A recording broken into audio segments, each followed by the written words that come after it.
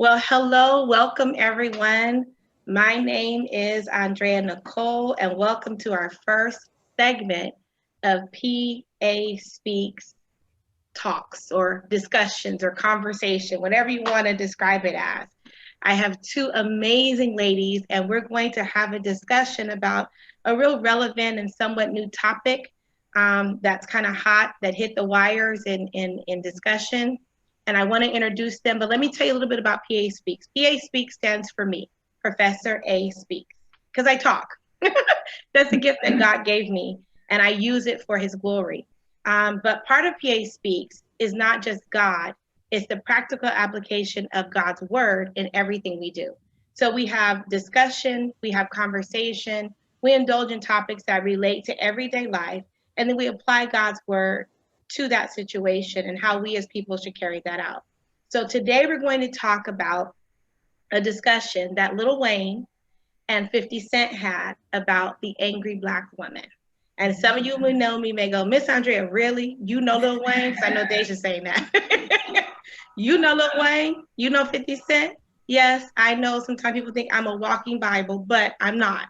I know more than God's word. I just love God's word. So I tend to talk about that most. But today we're going to take this conversation that they had on the angry Black woman. And we're going to give my perspective, Dejya Durpree's perspective, and Shannon Morell's perspective. And we're going to see how does the word tell us to handle this kind of dynamic. And so let me tell you who these amazing ladies are. So I'm going to start with Dejya Durpree. Dejya Durpree is someone who is so close to my heart. I'm auntie, mom, all that good stuff. We have this wonderful relationship. I love our bond and our conversation. And actually, this came from her because on an Instagram post, she watched a replay of the video of Lil Wayne on his show interviewing 50 Cent. And 50 Cent was being very derogatory toward Black women, and he talked about the angry Black woman. So we had a conversation, which led to more conversation, and we pulled Shannon in, and it became something, let's just record this for all the world to see. So Dejya is 19 years old and is a sophomore at Grand Canyon University. Her major is counseling with an emphasis in drug and substance abuse. And she really, really, really enjoys school. Her goal in this particular conversation is to show that someone who's quite young and very outspoken has something to say. And as a young person, she can provide provoking conversation and thought. And it's important for all of us to see from the eyes of a younger person. Sometimes we forget the value that our young people hold to their perspective and opinions, and we limit them to their age when they often obtain and possess so much wisdom. So she says, from her perspective, you might be surprised at what she knows. So I guarantee you in this conversation, you'll be surprised at what she knows. So thank you, Dejya, for joining me for this conversation. I appreciate it. And then we have my sister and friend, Shannon Morell. Shannon and I have worked together in ministry, and then ministry led to friendship that is now really family. And she's like an aunt to my son, and I'm like an aunt to her boys. And man, the bond is just beautiful. So Shannon is the mother of three amazing teenage boys. Those boys are incredible. I love them. Their hearts of service, and it definitely comes from her and her husband David, raising and teaching them in such a grounded way. They just celebrated their 18th year anniversary. So yay, yay, yay to marriage and consistency and holding on through the long haul. Because, people don't do that nowadays. They jump ship. Right. But 18 years we celebrate. She is the CEO of Legacy Life Counseling and Consulting. She is a licensed marriage and family therapist, and she practices Christian therapy. She's a Christian therapist, I should say, who loves doing premarital counseling, marriage counseling, teen and young adult counseling, all those tough areas that a lot of counselors run from. There's a lot of counselors that don't want to touch that stuff because it is work, but she is very diligent in that. She works as a behavioral health prevention specialist with the Marine Corps. She loves She does education on suicide awareness and prevention.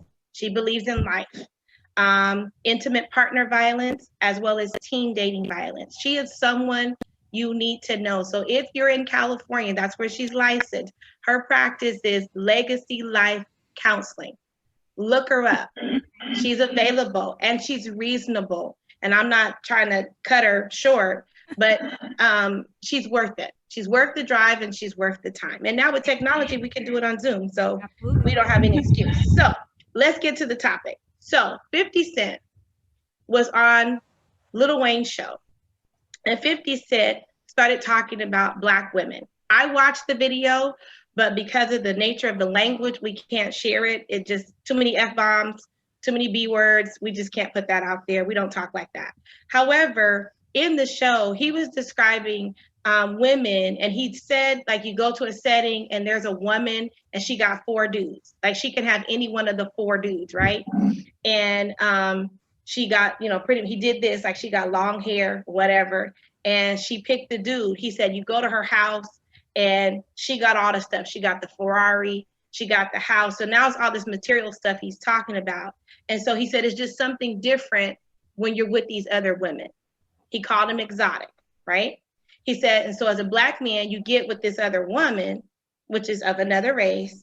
And then here come the Black woman. And she like, how'd you get with her? Why you with her? And he talked about the angry Black woman, the attitude that they have. And he did to say that exotic women look a lot different than the woman you see in the neighborhood all the time. I was like, wow. Yeah. And so he was promoting, you know, this getting with these other women because they have so much more to give. And then what was disappointing was Lil Wayne was like, it was like watching 2 kids. 2 kids have this conversation, 2 immature boys talk about it. And so Dejya had watched the video, which led to the discussion because it was derogatory to African American or Black women, because there's this angry Black woman. And basically it's like they hating on us because we date these exotic women. And he said he liked these women. His description was, there's something different. When you with them, you just get something different. And Lil Wayne was just eating it up and egging them on. And I'm just like, wow. So it's unfortunate that they're on the platform that they're on. They have the audience that they have. They have the ear that they have. And this is what they say about Black women. So Dejya, I'm gonna go to you first, because this was something that you brought to the table with the angry Black woman. What are your thoughts? I just as if, you know, it's something that I'm very tired of seeing constantly, you know, being said by Black men that, you know, they prefer women of different races than Black women because of the whole angry Black woman trope that we possess. But yet, when you see it with and you know, it's always portrayed as a negative thing. But yet, when you see it with other races of women, oh, it's more, you know, accepted or normal because, you know, oh, like, well, yeah, she's from a different place, she's from a different country, like she's a different race or a different ethnicity or whatever the case may be. So, you know, with her, it's so different. Like you said, it's so different. Like you never know what you're gonna get. But when it comes to Black women, you know, they already know what's to be expected. Like, oh, she's gonna have an attitude, or she's gonna be this, she's gonna be loud, she's gonna be, you know, she can't control her emotions. And it's like, no, us as women, us as people, that is just a normal thing. Everyone has attitudes, everyone has emotions. This is something that is literally within everyone. So how come when it comes to one person over the other, it's a negative, but then when it comes to somebody else, it's a positive. And because it's a positive for that person, you want to, they're more accepted, and them being more accepted, you prefer them when it comes to being in a relationship with them. And it's always has been confusing to me because it makes me feel like, well, what am I doing wrong, that's making you feel this way? Because I didn't know that having human emotions or, feeling some type of way, especially if it's something that you did that is causing me to have this quote unquote attitude, then why is that seen as a negative, you know? Mm-hmm. Good point. Good point. And I think the point I hear is that attitude piece. And for me, attitude, and I think Shannon, I know you'll tackle that attitude piece, but attitude really what they're talking about is behavior more than anything, because attitude is a very general description. Matter of fact, when I was thinking about discussion, I was thinking about my little dog that I used to have. She had a horrible attitude. Those little dogs be having bad attitudes. It's amazing we use such a general term and we apply it to humans just like we do to animals. Dogs don't speak English, they don't talk, but we know they have an attitude. How do we know they have an attitude? By their behavior. So Shannon, you tackle that right there. Well, more than anything is understanding that we can't use attitude so general as well. There's different types of attitudes. You have positive, you have negative, second and neutral.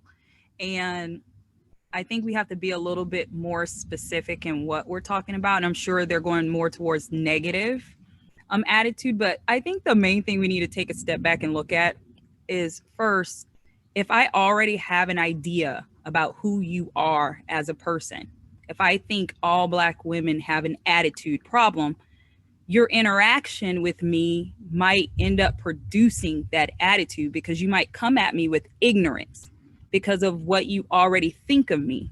So if I have a healthy respect for who you are as a woman, you'll learn the difference between an unhealthy and healthy individual by how you interact. But if every Black woman you assume has a bad attitude or a negative attitude, well, you approach them with a disrespectful manner, then what you get back is an attitude. And so sometimes we actually can, I call that self-fulfilling prophecy. If I have this idea that someone acts a certain way, well, if I interact with them already approaching them with ignorance, then of course you might get an eye roll, a neck snap, because it's like, why are you talking to me the way you're talking to me or interacting with me or speaking to me with such disrespect? Or so I think some of it is first we got to take a step back and look at ourselves and how we interact with people, and we could take this across the board for anything. If I already assume someone is a threat, then I'm coming at them already defensive and ugly. So then when that person responds, defensive back, then I'm like, see, that's how you are. Right. And so that's the main thing. And then something else that kind of almost make us not want to even waste our time on this conversation because it came from 50 Cent and Lil Wayne. And I look at those two individuals. Yes, they are influencers, but who are they influencing? And us as Christians, I would be particularly interested in the overall idea from Black men, Christian men, different types of men. If they all have this kind of idea, then to me it'd be kind of like, okay, let's have more of an in-depth conversation. But it's almost laughable when it comes from Lil Wayne and 50 Cent. Right. But I think the part that's true is the influence they do have on other, I would say men, but different races of men. Like, what are they saying out on their platform? Because they do have a platform about Black women. And I know we might address it, but the backlash they got from that too was pretty it big. was But yeah, so just kind of circling back, that I think a major area we have to look at is how am I approaching an individual that I have an idea already about?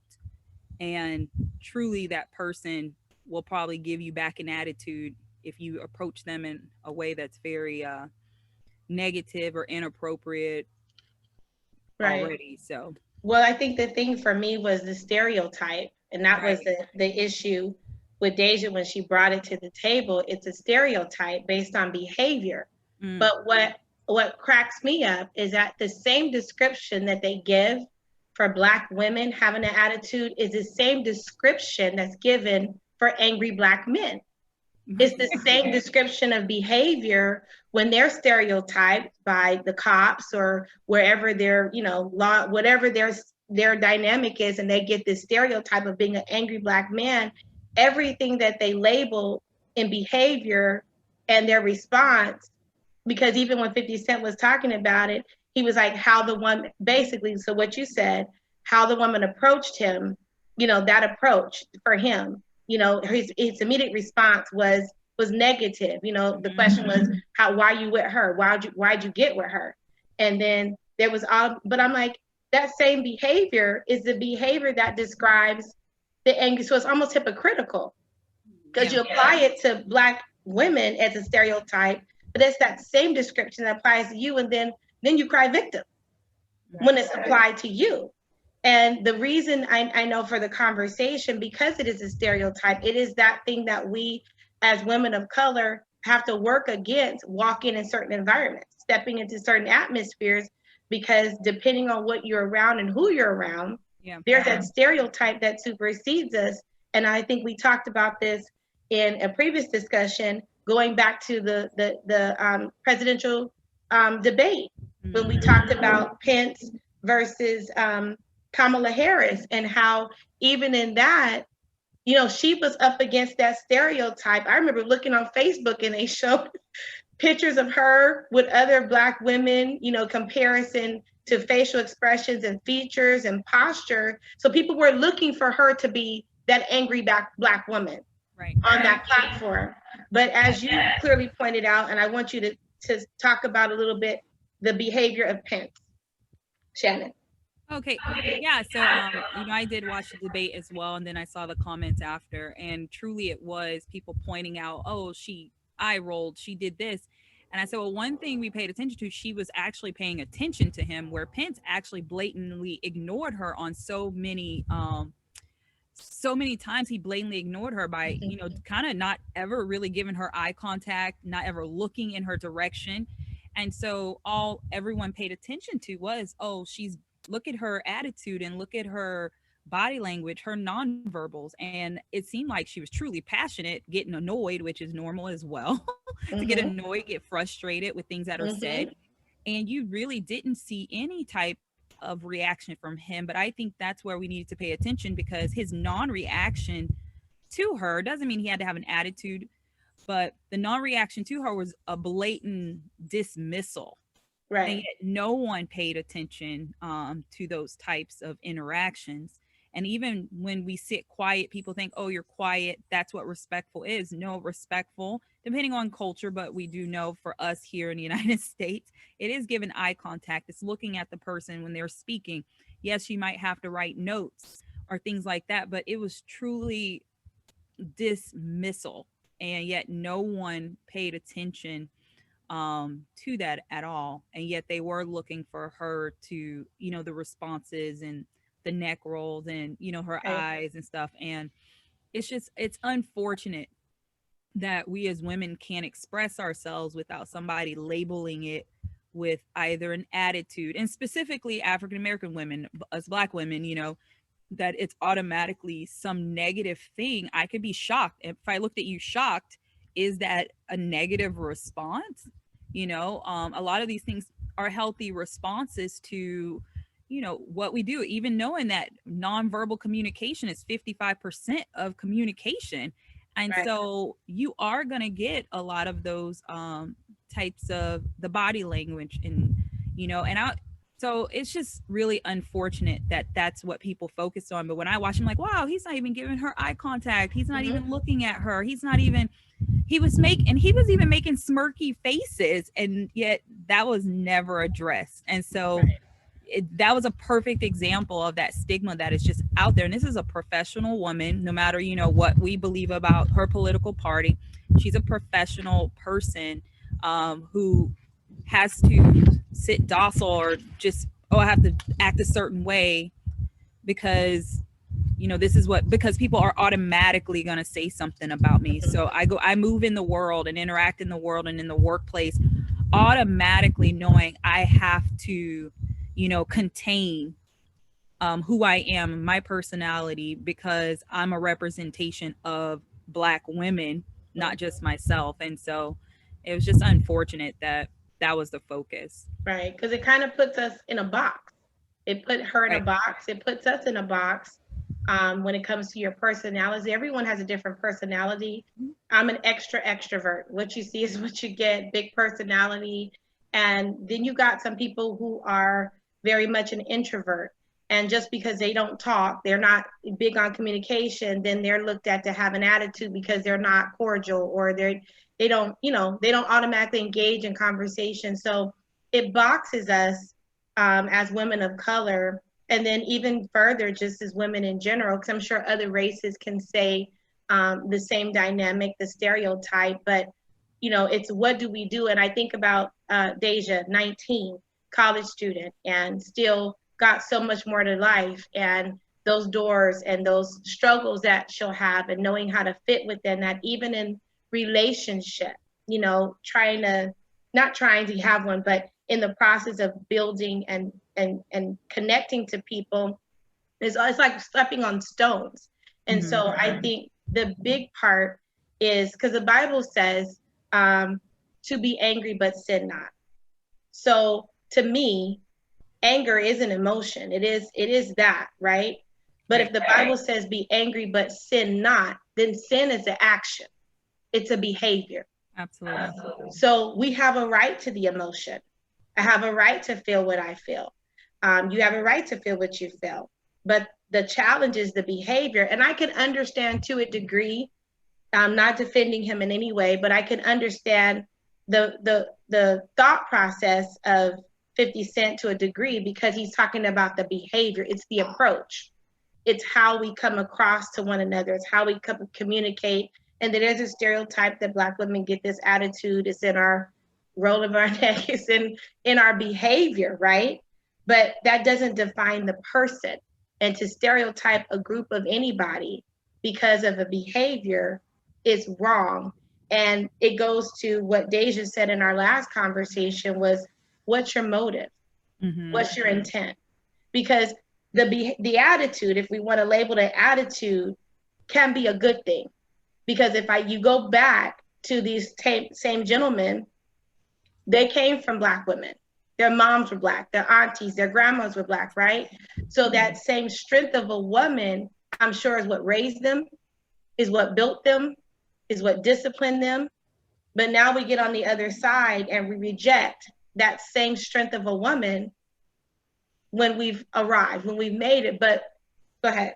Oh, that's so good, Andrea, because you said something. Because if you look at both of these individuals, look at their history and background, and the discipline part of a mom trying to come in and correct your behavior, keep you on the straight and narrow, and yet you basically go against everything that's trying to be taught. And like I said, I don't know how their interactions were, if it was healthy or unhealthy interactions with their moms, but it seems like, if representation to me in my life is Black women who are always telling me what to do and trying to keep me on the straight and narrow and holding me accountable, right? And then I tie that to attitude. And then when I interact with Black women and they're like holding me accountable and keeping me on the straight and narrow and calling me out on all my stuff I'm doing wrong, then it kind of makes sense that their interests might not be Black women. So in a sense, not really offended by it, because some of the things that make people run is being strong and independent and having a good head on your shoulders, and being able to problem solve and do all these things. And if that's a threat to you, or if it's a reminder to you, then it makes sense. And this ties also into preference, because if you have a preference, that's your preference, but don't tie it to something negative against another race or gender of people. So yeah, if you like women of a different race, let it be that. But then now you turn it negative to why you don't like Black women, then that's where I'm like, okay, that's not okay. And so it's just a couple things there. I know I kind of went a little bit, but it made sense when you said it. It made me think of, it was like, man, truly, Because if we were to talk to them or interview them, we could ask, well, how were your moms and your aunties and Right. the women in your life? And they probably were the ones telling them to do the right things. Right. Dejya, Right. you chime in there? And that's something that I, have always was just so confused about when it came to, men discussing their preference for women. And, as someone who is, young and, out there, not seeking a relationship, but, if it happens, then it happens. The thing that is always in the back of my mind when it comes to, interacting with men that I might be, interested in, my first thing is always like, oh, well, is he going to be into me? Not because of, my personality or how I carry myself, but solely because of the color of my skin. Like, is he going to like me because I'm black? Like, does he, think that I'm just this, negative stereotype that, has been passed on every single time? Like, for me, when it comes to relationships, I don't focus on race. Like, that's the last thing on my mind. It does not bother me. My What I look for in a potential partner is someone that I can, enjoy my time with, like make memories with, someone that can complete me and make me, feel good. And if you already are coming at me with this, this bad energy or this, you know, premeditated assumption that, oh, well, she's black, so I can't mess with her because, she might have an attitude, or she might get on me, when she might get angry with me when I want to do something. And that's where the whole, like, well, what is it that you want to do? Like, because if you're not doing something that I'm going to get mad at you about, then there really shouldn't be an issue.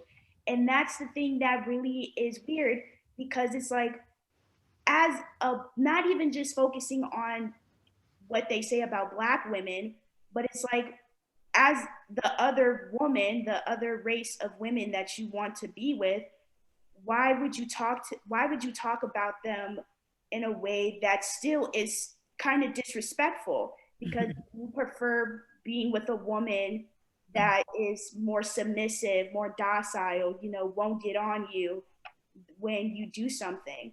And like that's weird to me, because if you're not doing anything that will cause me to be this angry black woman, then there really should not be an issue. And as another race, why would you allow a man to say that the only reason why he wants to be with you is because when he does something, something that obviously he's not supposed to be doing, then you won't speak up about it. You'll just let him do it. You'll let a man, I guess, walk all over you. And as women, just women, period, we should never let a man talk to us in either way, because we are people. We're not just some whatever. Like, I don't even know how to put it. It's just, we're people. We are people. We have emotions. Everybody has attitudes. It doesn't just stop with one specific race. Everybody has attitudes. So why is it when it's with one group, it's seen as a negative thing? But why is it negative when, if you're not doing anything that is causing me to give you this negative reaction, then there really should not be an issue. And I think it works. And that was good, Dejya. You did a good Very job. good. Very good. I think it works in two folds, because we can have people seeing this and hearing it going, okay, everything I do cause you to have an attitude. And I said, the one thing we need to focus on here is healthy and unhealthy in any race, nationality, ethnicity, is what's healthy and what's unhealthy, Wow. because there are people who truly have trust issues that they could have brought from another relationship. That's across the board. That's across Right. any race. And So we got to look at those factors first of, okay, what are the baggage? What are the things we're bringing into relationships? Communication issues, trauma, all these things are coming in with people. And I hear you loud and clear too, because this is not even a race thing here, but yet it gets put into a race area and go, oh, all women, Black women act this way. But that crosses all racial everything. And but yet we only focus, they seem to be more forgiving and giving of grace when it comes from another race or nationality. And so we lump everyone into this, us specifically into this one category, but that crosses into it. So yes, there are people who will be unhealthy and have trust issues and may even be wrong for their behaviors or have an attitude, a negative attitude towards someone, even if they're doing the right things, right? But what we see here specifically, and staying on topic of, these two guys, is that they took a preference, right? My preference. And I love what you said, Dej, like for all of us women, no matter what race, we need to pay attention when a man speaks about their own race in a negative way. Because my first thing, just like you said, Andrea, is your mom is a Black woman, your sisters, your aunties, your grandmother, the people who try to raise you, good or bad, these are still Black women who helped design who you are, good or bad. But I, as a woman, need to pay attention to what I hear from you, because if you say to me, oh, I don't like Black women because they have an attitude problem, and because this, my question would be like, what type of attitude problem? What are you talking about? Give me specifics, because I need to pay attention. Because then my next question is, what do you think of me? What am I here for? If I'm, Asian, Caucasian, Hispanic, like, it crosses. Wait a minute. So you only like women of another race because we don't have an attitude and we don't get upset and we don't get angry? And what does that mean? Because it truly starts peeling back to what you said, Dejya, is them having this false idea that maybe another race of woman or race of women are submissive in this very doormat factor, or, won't say anything when you're doing bad behaviors, right? Or, oh, she's quiet and all of these things. And I'd take a step back and be like, oh, that's what you think of me.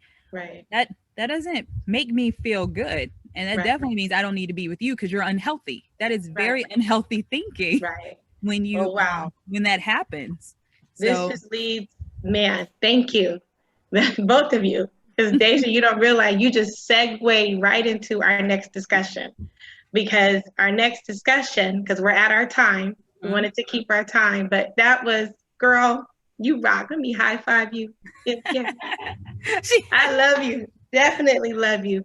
I love the freedom of your communicating and your openness, because I believe that it is these healthy discussions, these real topics that are going to help people. A lot of us go to church, we know the word, we hear the word, we worship, we sing, but then we hit life.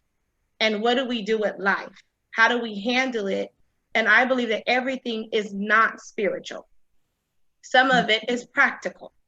God is not spooky and living a life, but if we don't talk these real topics and we don't have these real discussions, then we don't get a chance to blend in both the word in the world that we live in. So thank you, ladies, for sharing. And so we're gonna stop it here, because this, I'm telling you, this picks right up on our next discussion, which will be on motives, dating, and manipulation. And thank you, Dejya. You segued us right into that. And Shannon wrapped that up and did the closure. I'm telling you, I'm so happy and excited. So you all watching this video, I encourage you to stay tuned. Enjoy this, share this. There may be somebody that can hear the conversation, because this is conversation, not controversy. The purpose is to provoke thought, to bring awareness, and to give us all practical tools on how to handle life. I love to hear your thoughts. My information will be available. You can email, you can share. We want to hear, but look for us again coming soon in the next coming weeks. Our next discussion is motives, dating, and manipulation. So this is all for this time. Thank you, Shannon, for taking the time. Thank you, Dejya, for taking the time. Until next time, this is Andrea Nicole of PA Speaks, and we're signing off. Good night. God bless.